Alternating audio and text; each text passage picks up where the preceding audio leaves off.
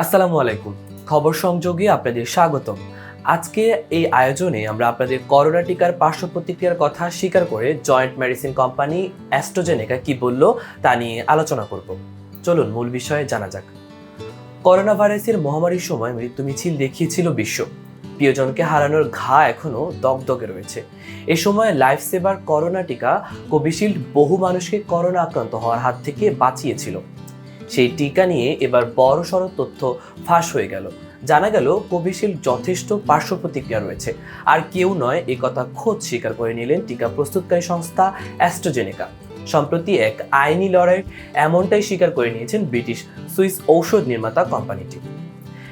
1 বছর ধরে ভ্যাকসিনের ক্ষতিকারক প্রভাব মামলায় জর্জরিত রয়েছে অ্যাস্ট্রাজেনেকা। এতদিন কোম্পানিটি বলে এসেছিল যে অক্সফোর্ড বিশ্ববিদ্যালয়ের সহায়তায় তৈরি করা এই কোভিড ভ্যাকসিন ক্ষতিকারক নয়। ইংল্যান্ডের অক্সফোর্ড ইউনিভার্সিটির গবেষকদের তৈরি কোভিড-19 টিকার কারণে গুরুতর অসুস্থতা ও মৃত্যুর ঘটনা ঘটেছে।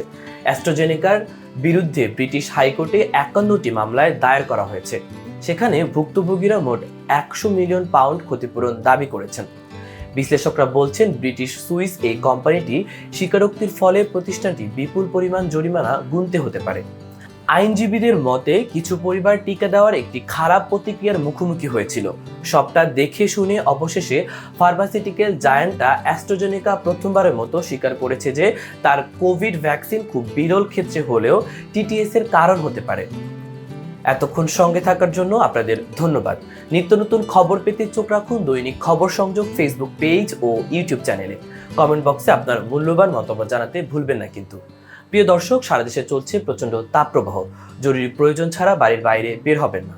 ঘন ঘন পানি পান করুন আর ঠান্ডা পরিবেশে থাকার চেষ্টা করুন।